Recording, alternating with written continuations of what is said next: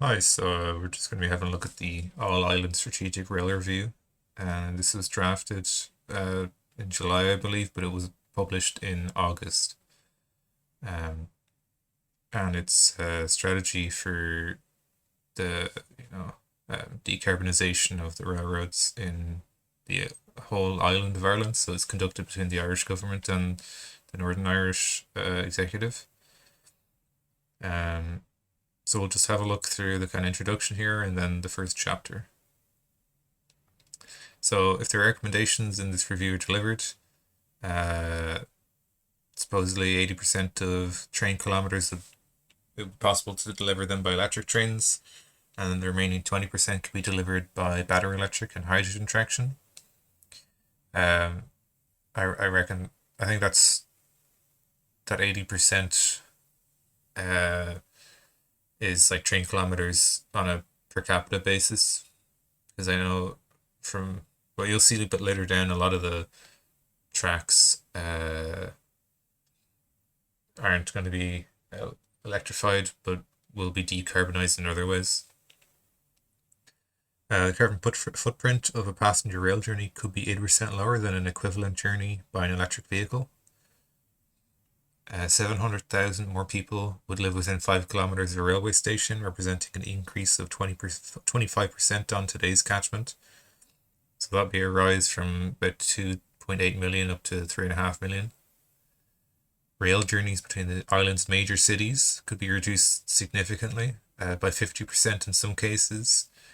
There would be hourly services between key cities increasing to half hourly at busiest routes. This little map here you can see connects Dublin, Waterford, Cork, Limerick, Galway, Belfast, Derry. Oh yeah, this is here as well. Dublin, Belfast, Cork, Limerick, Galway, Waterford, and Derry / Londonderry would be able to boost local services and enable the whole island to double passenger rail market share. It's currently, well, there's no electrified rails up in Northern Ireland, and there's only about 50 kilometres in Dublin, which is the Dart line. 90% of the island's commercial aviation passengers will be able to access their airports by rail. Currently, there's only 2 airports in the whole island that are accessible by rail, and even then, it's not really accessible. It's not like there's a station in the airport, it's just kind of close by, and that'd be, I think, an airport in Belfast, and then Kerry Airport is like a kilometre away from a train station. 66% of the island's freight tonnage would pass through ports served by the island's railway, and there would be a 20 billion euro or 17 billion pound boost to the island's economy based on 2011 prices.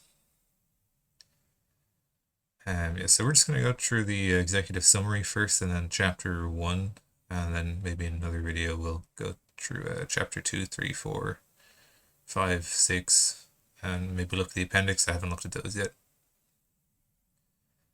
It's just a glossary. So BCR refers to benefit to cost ratio. CAF refers to Common Appraisal Framework. CSO is the Central Statistics Office. DART is the Dublin Area Rapid Transit. DART Plus is the program to expand the DART services. DKK is the Danish krona.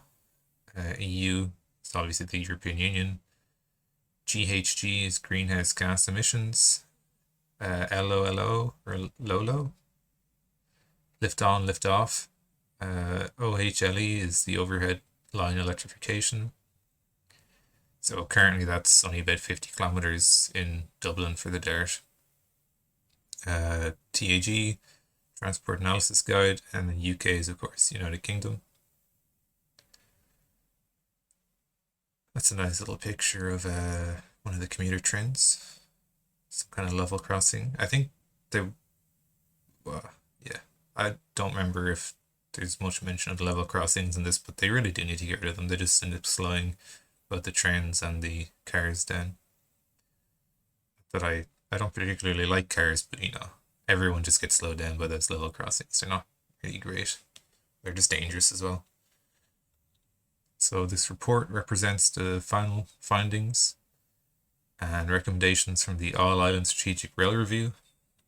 Also will be referred to as just the review, which was launched in April 2021 by the Minister of Transport for the Irish Government and the Minister for Infrastructure for the Northern Ireland Executive.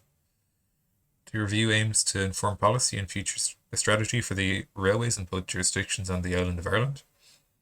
It's examined how the island's railways are currently used, what role rail could play in the future, and how the island's railway could better serve the people of both jurisdictions. They use this terminology a lot, both jurisdictions, just to refer to the whole island. The review is focused on how the rail network across the island could contribute to the decarbonization of the island's transport systems, obviously very important with climate change and our goals and targets for reducing emissions. Promote sustainable connectivity into and between major cities, enhance regional accessibility, and support balanced regional development. It is also considered the interactions between proposed improvements and existing or planned commuter rail services. So this won't involve DART Plus or Metrolink, but it will mention them. I've only read about halfway through this so far myself, and I didn't see any mention of any of the bus related infrastructure improvements. Like Bus Connects, there wasn't much mention of them, or I know Transport for Ireland has those TFI local link buses that they're trying to increase services with.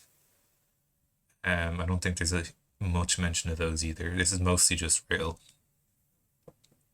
and even then, it's mostly just a review of the current situation and some recommendations for the future.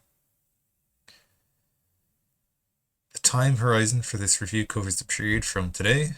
Today now is the 12th of December 2023, but this came out in August. From today to 2050, to align with both jurisdictions' stated goals of achieving the net zero carbon emissions by this milestone. So let's see some of the opportunities and challenges. So rail is the potential to deliver climate connectivity, economic growth, environmental and regional development aims across the whole island, both for passenger and freight flows.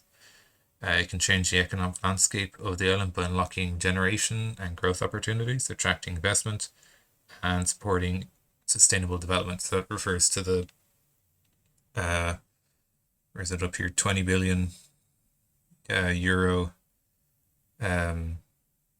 potential boost to the economy, which would be higher now because that was based on 2011 with inflation. It would be higher.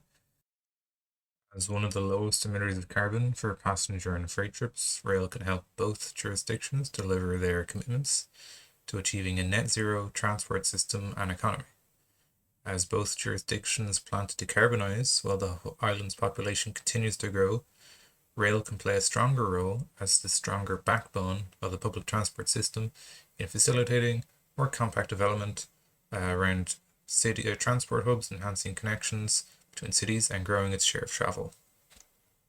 Because I think at the moment it's only 3% of travel, something like that. They want to boost it up to 6 at least.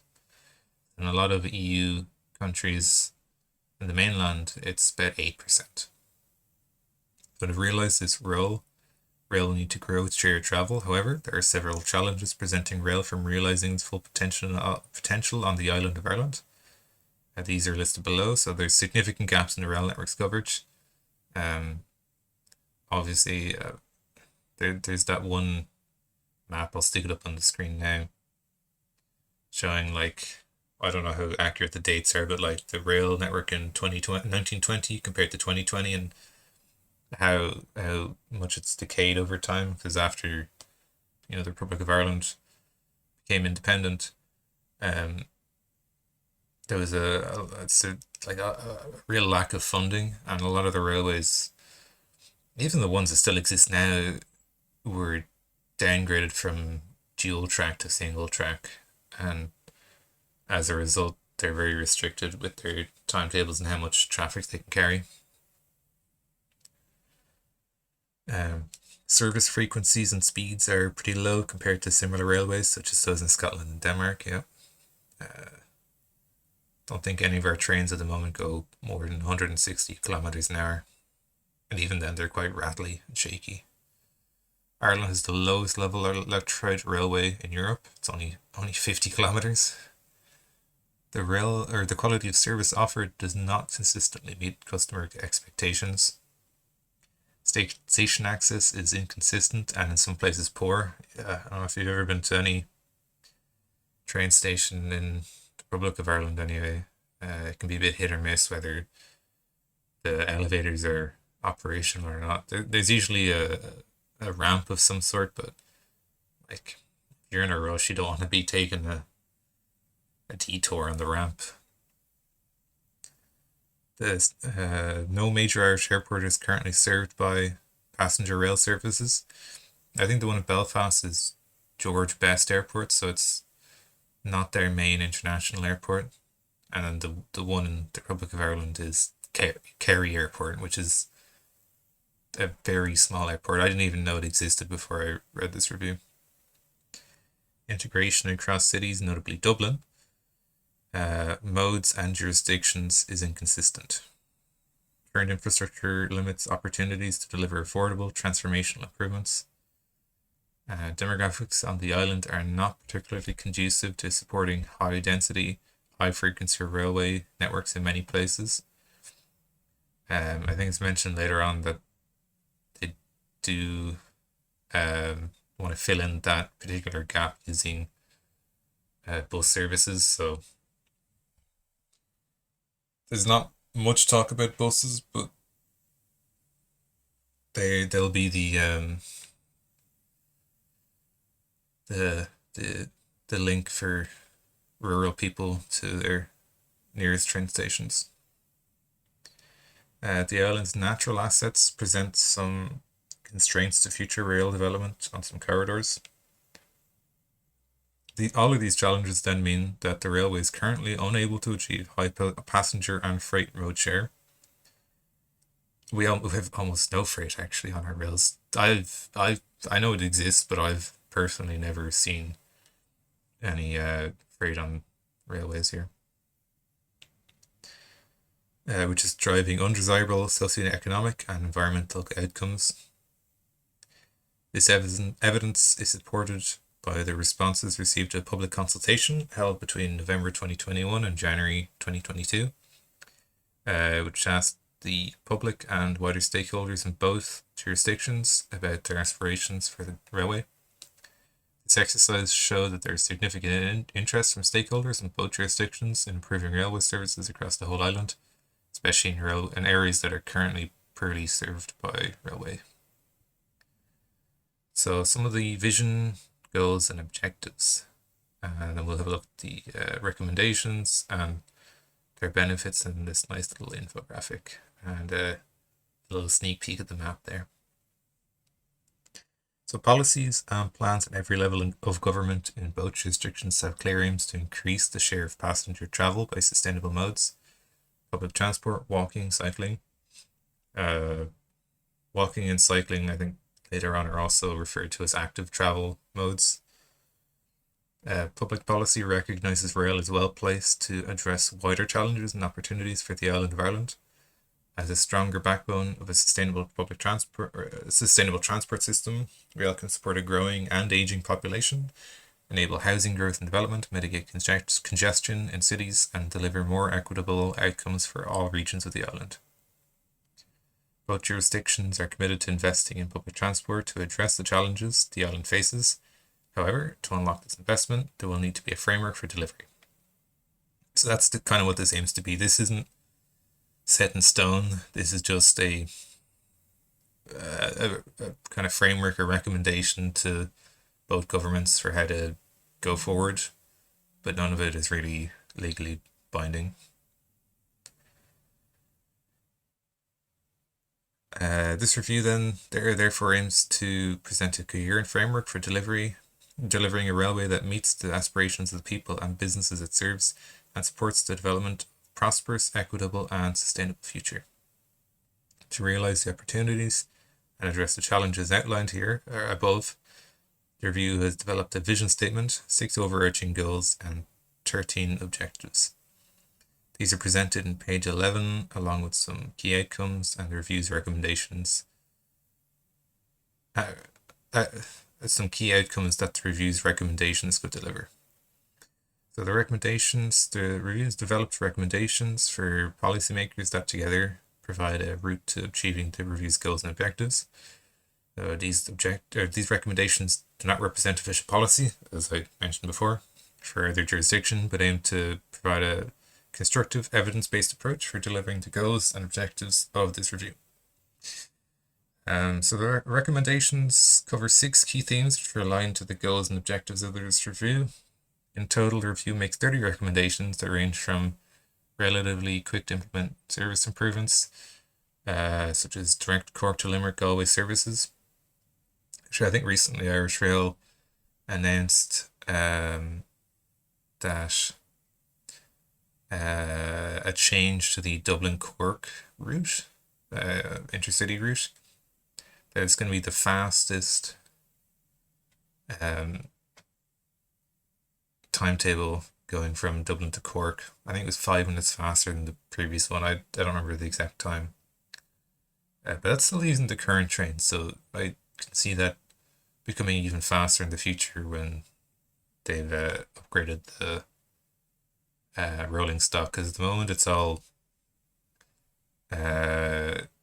pure diesel trains that are kind of come to the end of their life. So in the next 10 years or so, they're going to have to replace all of them, really. Either with electric, battery electric, or at the very least hybrid, maybe hydrogen, that is mentioned later on.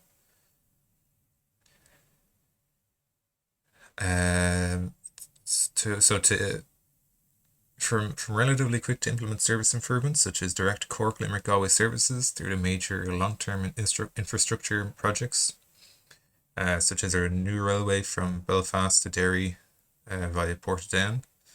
An overview of how a future railway might look if all recommendations are implemented in 2050 is presented on page 12 and listed on page 13. So that was that map you saw a little sneak peek of.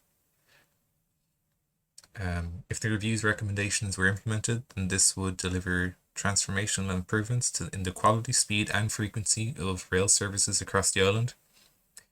Many journeys would be significantly faster than car, because at the moment, I don't know if you've ever tried to take the train anywhere, but say like the train from Dublin to Belfast, the speed is decent, but it's the exact same speed as if you were to take the bus, and faster if you take the car.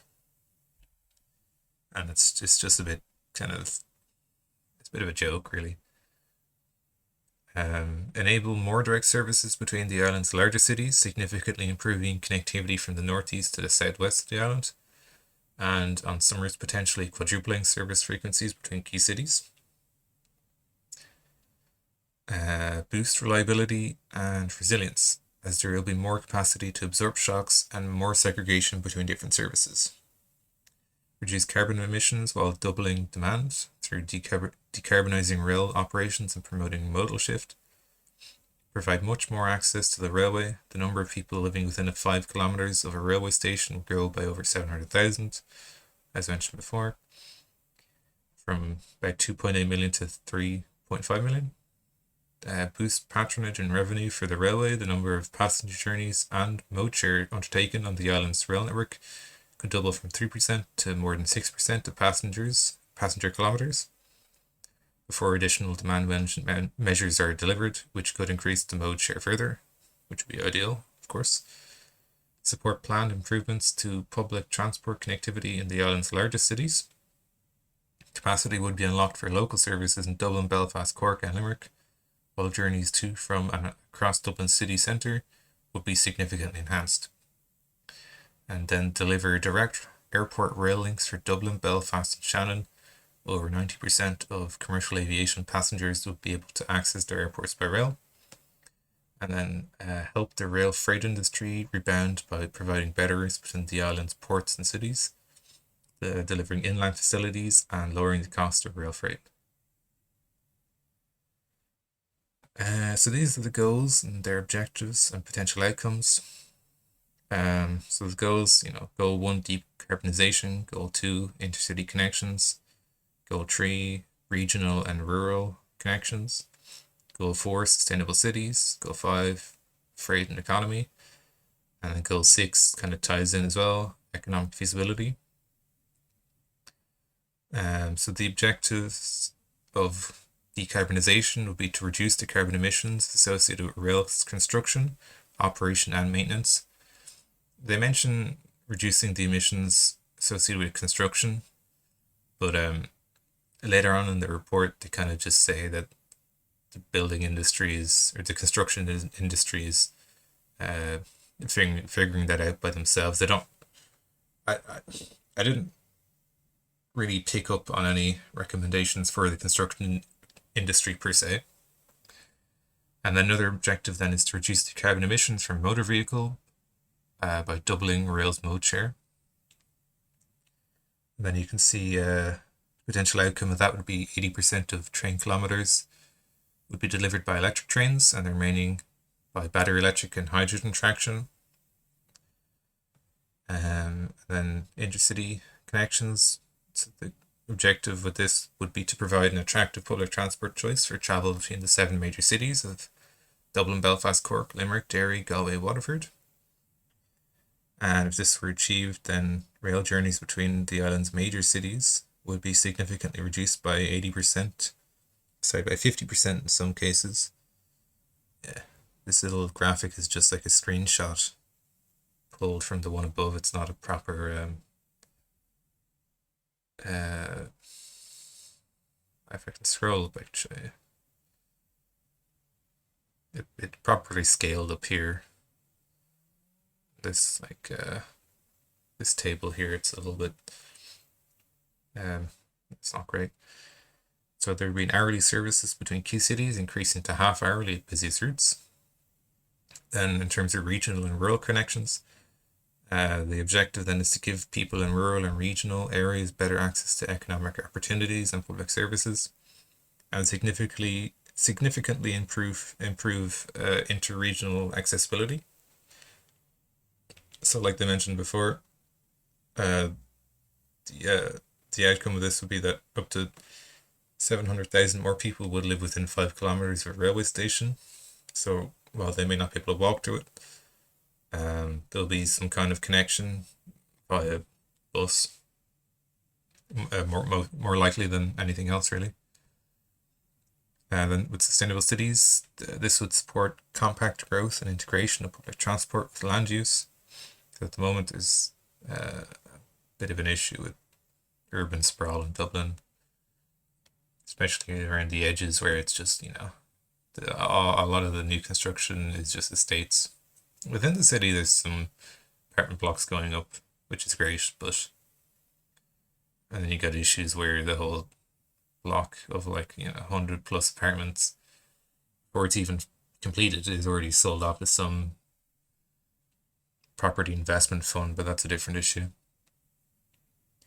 It would also enhance the integration of rail with other transport modes. That's really important because it's great being able to get into the city by rail, but if you need to go to another train station, if you want to go from Connolly to Houston, there's no rail connecting between them. Well, I think there is actually some kind of tunnel, but it's not in use.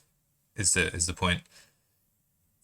Like, to get between Connolly and Houston, you either have to take Lewis or just walk, or maybe hop on a bus. But I don't know if there's any buses that go that direction. The Lewis is the best way to get there, but it's not that fast. You have to leave the station, take the Lewis, which stops outside Houston, and go back into the station there. And then another objective then would be to minimize negative impacts on the environment. Obviously very important. And what this would then achieve is up to 90% of the island's commercial aviation passengers will be able to access the airports by rail. Very important. So at the moment, the airport, you either get a lift there, you take a taxi there, or you take the bus if you're lucky enough to live or have access to one of the buses that goes through it. And even then, I think there's only one bus that goes 24 hours, which is the 41. Um, so if you're arriving late or leaving early, kind of a bit screwed unless you live in like Swords at the city centre. And to go with freight and economy would be to contribute to balanced growth between urban and regional areas, and support the efficient movement of people between economic centres and international gateways. So then what this would achieve would be up to 2/3 of the freight tonnage would pass through ports served by the island's railway. I'm guessing mostly Rosslare Europort, because that, I think there is a rail connection there already, but it's mostly passenger rail. I don't know if they have. I would assume there's some freight rail there, but not much. Mostly comes in on trucks. And then goal 6, economic feasibility. This would involve the objective then here would be to plan investment in rail that is financially feasible. It has to make sense money wise. It would involve identifying potential funding and then ensuring investment is considered alongside objectives. And that would result in a potential boost of up to 20 billion euro to the economy, or 17 billion pounds. But that's based on prices from 12 years ago, so I would hope it would be more now. It should be.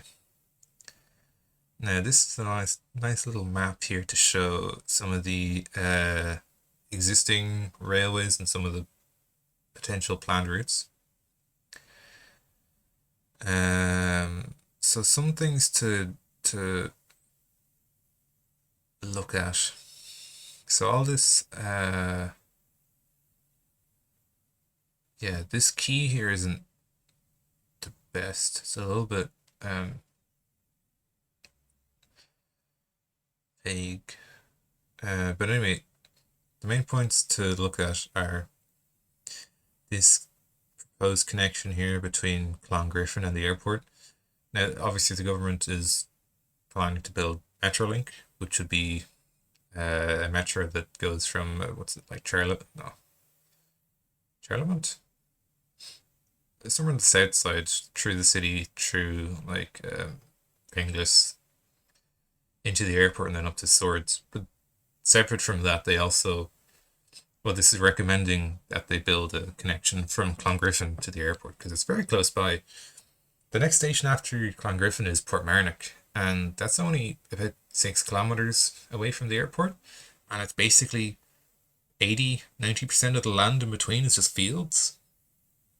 I don't think it would really be that difficult to build a rail connection there. Or Clongriffin maybe makes a bit more sense because it's a larger station, but it's pretty close as well. And then they want to upgrade the rail. So at the moment, electrification goes from, I think, Greystones up to Malahide, and that's kind of it, and out to Howth as well. But they want to electrify up to Drogheda for Dart Plus, but then this is proposing further electrification all the way up to Belfast. And also building some new lines from Newry to Belfast via Banbridge and Hillsborough and Lisburn. And then also, obviously, this is a completely new railway that doesn't exist here, from Portadown all the way to Derry with a little branch line to Letterkenny. That would be incredible. Donegal hasn't been served by rail for decades, you know, not within my living memory, not within my dad's living memory, probably not even within my grandmother's living memory, you know.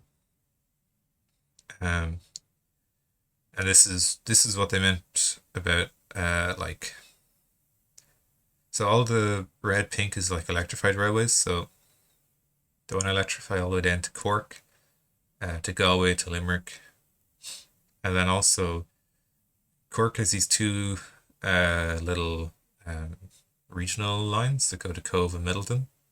I think the line to Cove is double track and the line to Middleton is currently single track.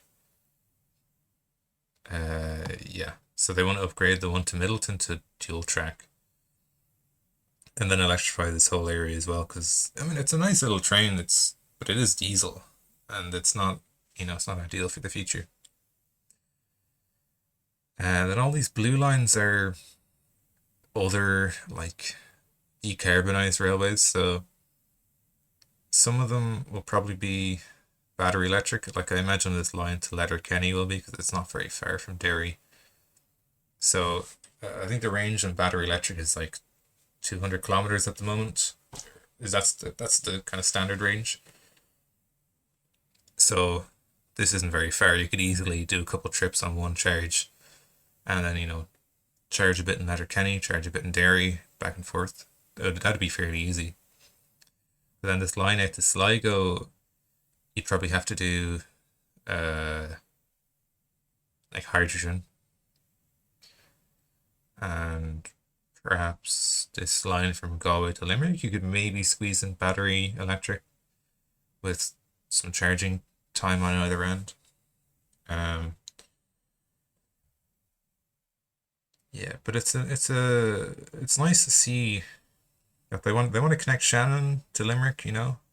Uh, that's I think at least in the Republic of Ireland, that's the second largest airport.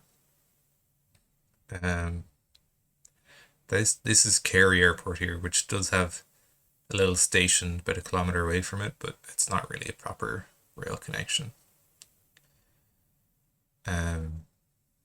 Then yeah, Dublin Airport there, obviously. I think this is Belfast International, and this is the George Best Airport. Not really clear from this map how it's going to connect, or if it is going to connect to Belfast, but I assume it will. It's so close, and if you're revamping, well, obviously these are all just recommendations. These aren't actual plans yet, but why wouldn't you connect Belfast Airport if it's so close by?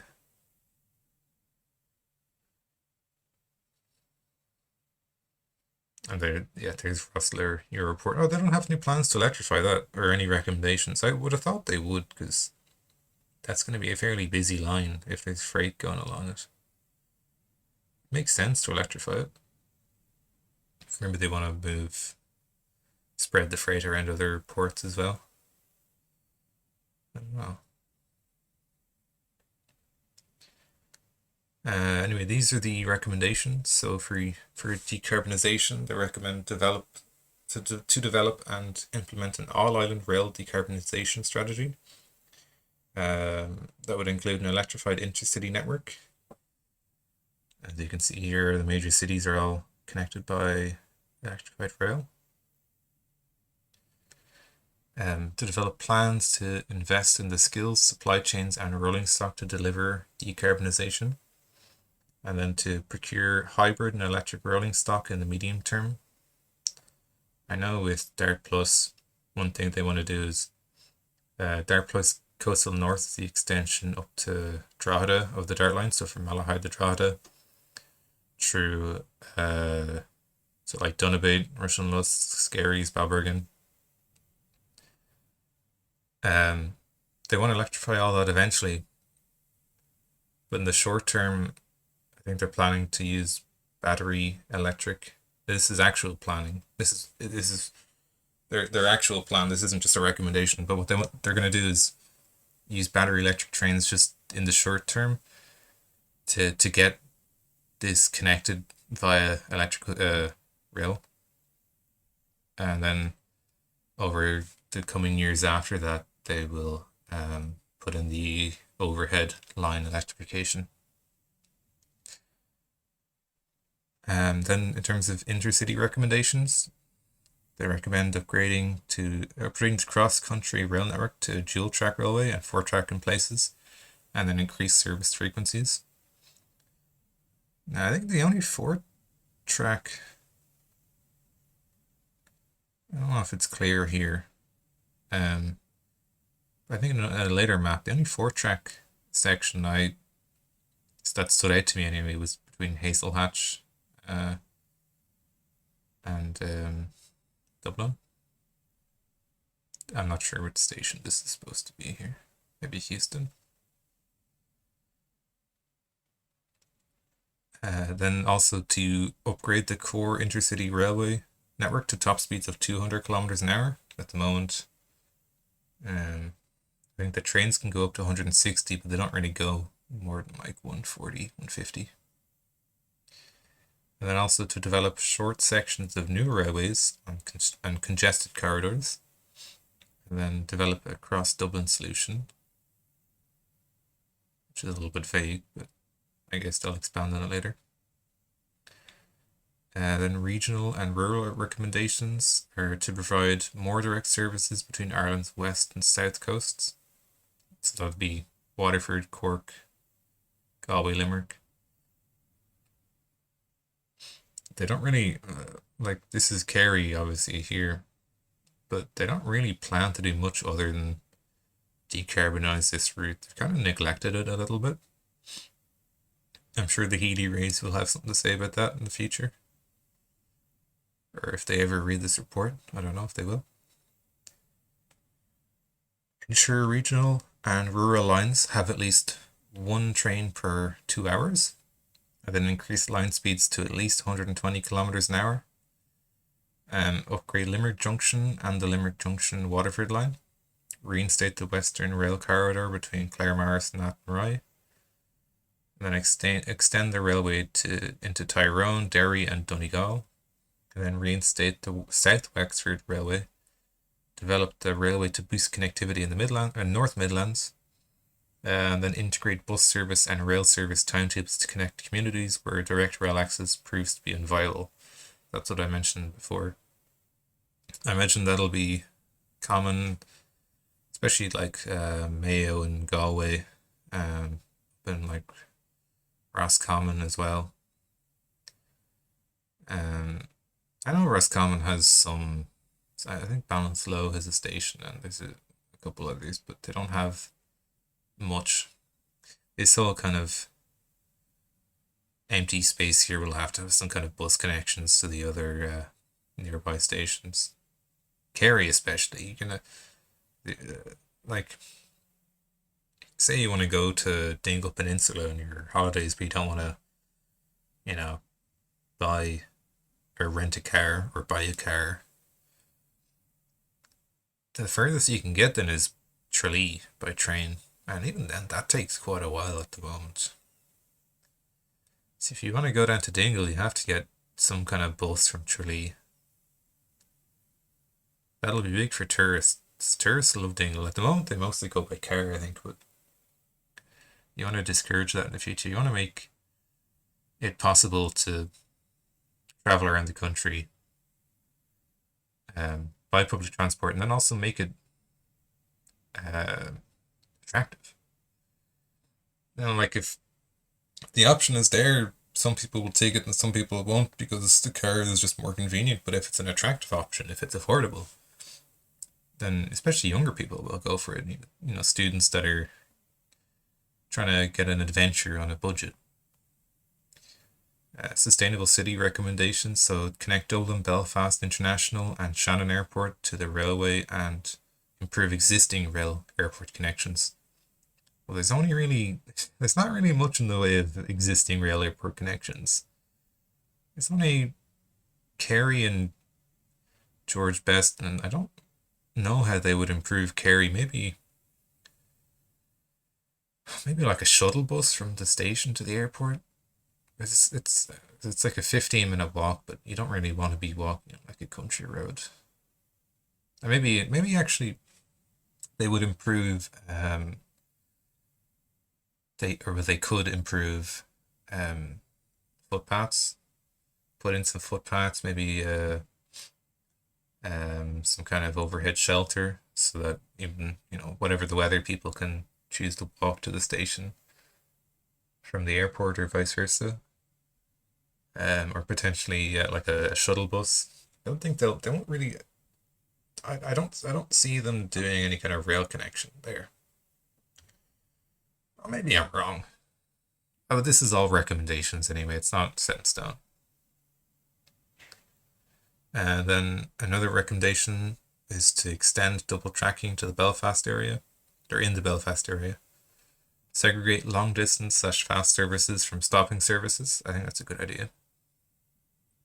That's part of why the train down to Wexford is so slow, because they have to compete with other services. Explore the case for developing new stations in the Belfast, Cork, Derry, including a spur for Limavady and Limerick, Shannon city regions. Limavady, I don't know where that is. I've never heard of that before. Then in terms of freight, the recommendations are to develop a sustainable solution for first mile, last mile rail access for Dublin Port, to reduce track access charges for freight services. There you go, this is in terms of freight, but making it more affordable makes it more attractive. Then strengthen railway connectivity to the island's busiest ports, and develop a network of inland terminals close to major cities on the rail network. Yeah, so these terminals, they mention it later on that they want to use, or that like if they're to implement hydrogen trains, there'll need to be some capacity for hydrogen storage along routes. And I think specifically these kind of like inland terminals, as they're called. And then so the customer experience recommendations are to continue to invest in initiatives that deliver a seamless customer journey. This is really important, especially like you can see it with, say, the Dart, or not the Dart, the Leap Card system. It's, if you're traveling around Dublin or any cities in the Republic of Ireland, Leap Card is a lifesaver. You know, you take the bus, you just tap on. You hop off the bus, you're like, oh shit, I need to take the Lewis. You just tap on to that, tap off of that. Oh fuck. Actually, I need to take the train, not the Lewis. I need to take the Dart down to Sandymount. Or, well, not Sandymount, Sydney Parade. Tap onto the Dart, tap off. It's all one card. It's an integrated system. And the more you use it, the less you pay. There's daily cap. Oh, I forget the daily cap is like, I think it's like €5 something for the bus. If you're just taking the bus, and if you're doing a mix of things, it's like €7 or €8. Actually, and well, even now there's the I think the cap is the same, but individual journeys have been made cheaper post COVID to like encourage people to take the public transport more often. But having that like seamless integration is incredibly valuable. Like for example, in Sweden, they have a national railway operator, but then a lot of regions have their own kind of regional railway operators, and they don't have they don't have great interconnectivity. So like you might be living in Gothenburg, and you buy a rail pass that lets you go within Gothenburg and then the surrounding areas, because that's where you live and you want to travel in and out of there. But then if you go anywhere else in the country, that won't be valid at all. You know, you'll have to buy a completely different ticket. And then to yes, seamless customer journey, very important. And then continue to benchmark and monitor service quality and deliver continuous improvement. That's fairly vague, but I think that's purposely vague. These are just recommendations after all. Ensure future rolling stock specifications are aligned to the infrastructure-led interventions outlined in this review. I think that's to do with accessibility. Most trains at the moment, I don't think I've ever. Yeah, they all have like level boarding, but like with the Dart and the commuter service, um, there's a gap between the train and the platform. So if you're in a wheelchair, you have to wait for someone to come bring a ramp. And every station has a ramp, but you have to wait for someone to come bring a ramp, put it on between the tracks and the train, and then push you on to the train. I've seen people that um, no one came to bring the ramp, and they were like struggling to basically drag themselves and their wheelchair onto the train, and it's a bit poor. They need to for sure consider accessibility a lot more, and also with the stations and the lifts that are always out of order. Then to also invest in improving integration with rail and between rail and other transport options. That's important too. Yeah. Some stations, like I know Sligo City State, like the main station in Sligo, has I mean it's a train station, but then there's also a bus terminal at the train station, which is a really good example of integration between rail and other transport options. You come out of the station, you're like, fuck, I need to take a bus somewhere because the train only goes as far as here. Say you need to get out to like Strand Hill, you come out and there's a fucking bus terminal there. There's just a bus stop across the road. You just, you'll have to figure out ahead of time which bus you're getting, but once you know which one to get, it's not very far away. And then another recommendation is clock face timetable calling patterns. Not really sure what this refers to. I assume they'll go into more detail later. I haven't gone to it anyway, if they do. And then develop cross-border structures to improve the effectiveness of cross-border infrastructure and rail service planning. I think what this refers to is the fact that in Northern Ireland they use a different signalling system to here, or in the Republic of Ireland. Also, the signaling system country or island wide needs to be improved because it's a bit outdated and it can cause pretty severe delays when there's any disruption to it.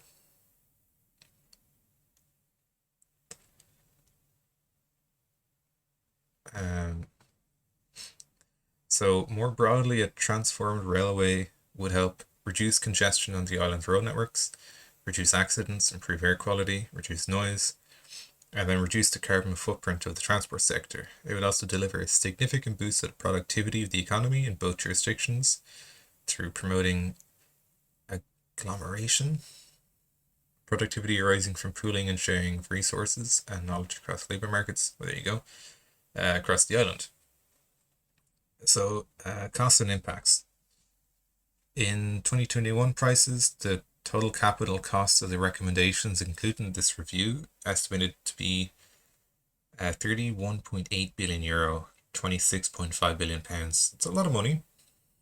Let's break it down. So additional costs for operating and maintaining a larger rail network on the island are estimated to be €600 million or £500 million, which would be partly offset by increased revenue. I mean, I think it's worth it, really. Because like when you start talking about money like this, you have to consider, you have to kind of make the decision whether you consider public transport. Does it need to turn a profit to justify its existence? Is public transport something that should be a generator of profit? Because if you start focusing on the profit side of it, obviously you need to generate some money to help cover the cost of it. But if you focus on just generating profits from it, then often a lot of disadvantaged communities get left out. And it's public transport. I would be of the mind that it should be a public service. And then being a public service, it should be funded by public money, as in taxes, as well as the people that actually use it paying for it. But, you know, it serves the people. It should serve the people, um,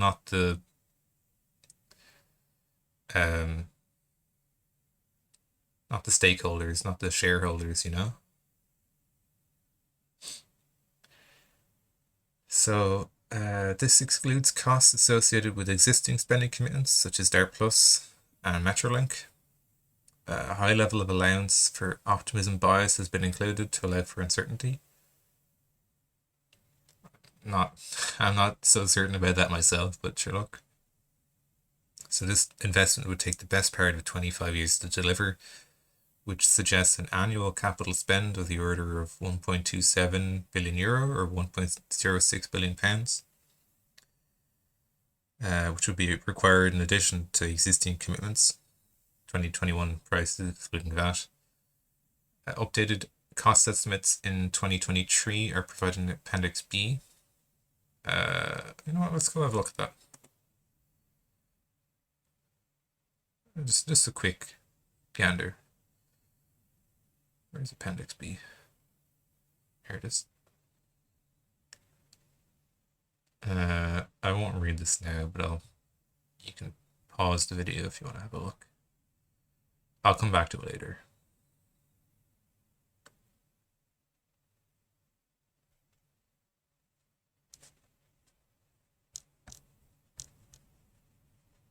It's a long report, 110 pages.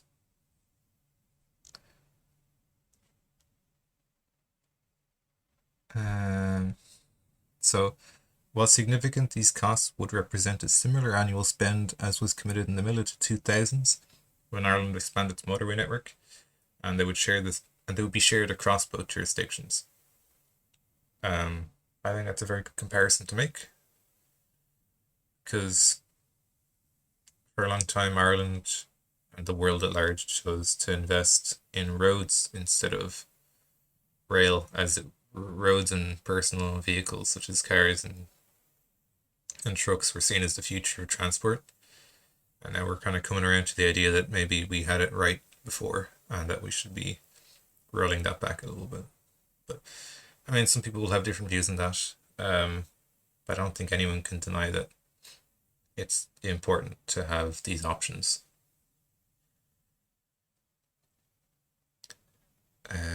So some costs would be offset by future revenue, of course.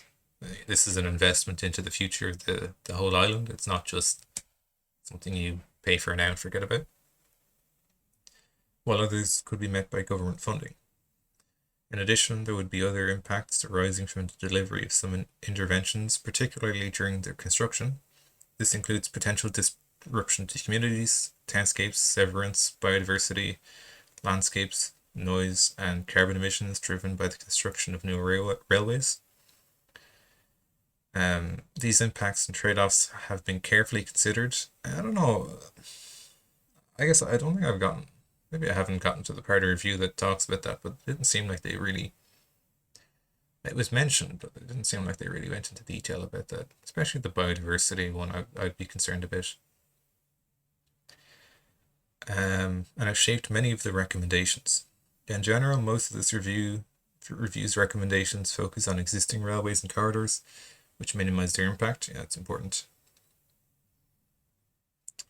More specifically, the review does not recommend constructing new railways through the northwest coastal region, partly because of concerns with the impact of this environment, as well as value for money considerations. Yeah, I mean the northwest, there's just not many people there. They need rail connections, but they don't really need rail connections between each other. I mean, it would be nice, obviously, but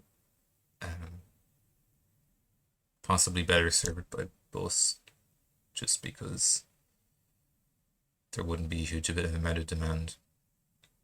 The review has also recommended tunneled interventions in urban areas to reduce their impact, and has ruled out developing a large high-speed rail system, partly due to concerns that the carbon generated from its construction would not be offset by downstream carbon emission reductions. And I think, yeah, I don't think we really need a true high-speed rail system just because of the size of the country. It's just not that big. It takes like what, 2.5 hours to get to Cork by train, similar to Belfast. From Dublin anyway. I think it's about 3 hours to Galway. Um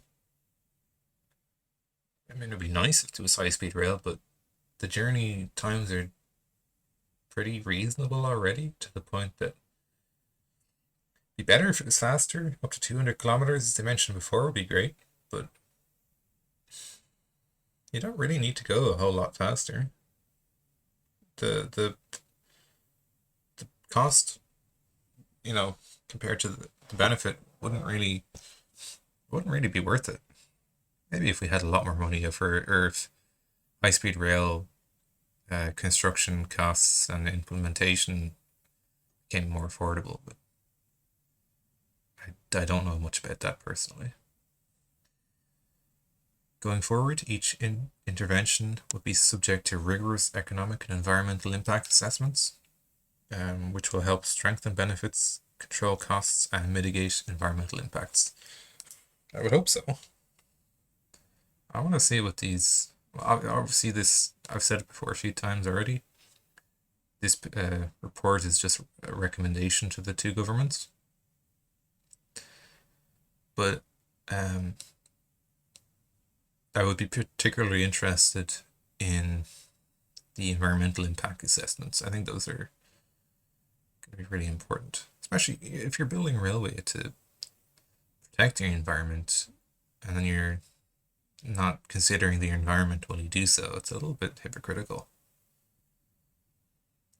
So, appraisal and roadmap. The review undertook a thorough assessment and appraisal exercise of several packages of interventions and used insight drawn from this work to develop the recommendations outlined above. Under the Irish Department of Transport's Common Appraisal Framework Guidance, the economic appraisal of the recommendations included in this report shows that, when taken together, they deliver net economic benefits for the island of Ireland and deliver the vision, goals, and objectives outlined above. Obviously, that sounds like a win-win for everyone. If they actually take any of these recommendations on board, we'll see then what the outcome could be. But I think following the recommendations of this review would be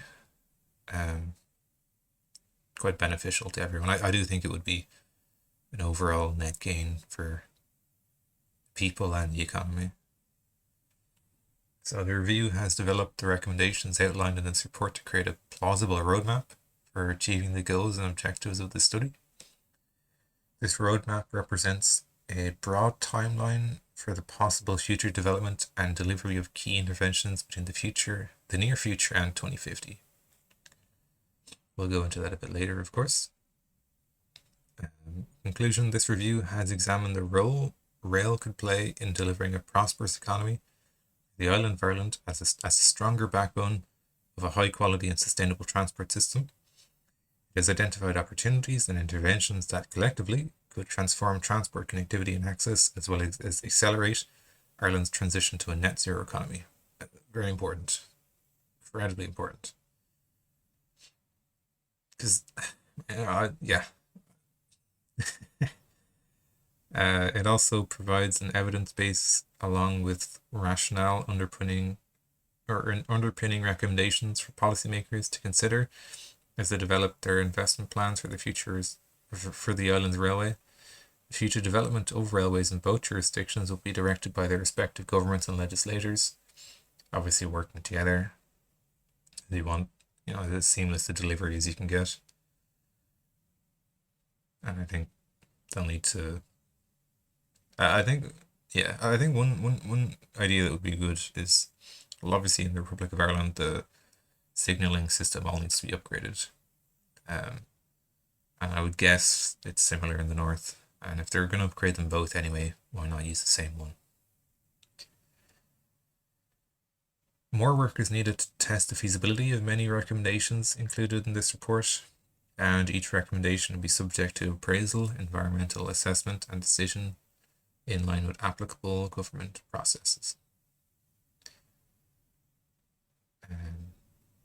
So that was just the executive summary. Next is chapter 1. Maybe we'll go into chapter 1 in the next video. There's a young man burning his bike on the train. Well, yeah, one thing that's a bit shite at the moment with the intercity trains anyway is that you can only put 2 bikes on it. And you have to book it in advance. Just a bit shite. Maybe he's sneaking on with his bike. He's going to put it in the luggage rack. It folds up. Anyway, next video we'll go into chapter 1 and discuss some of the contents of that as well. Thanks for watching.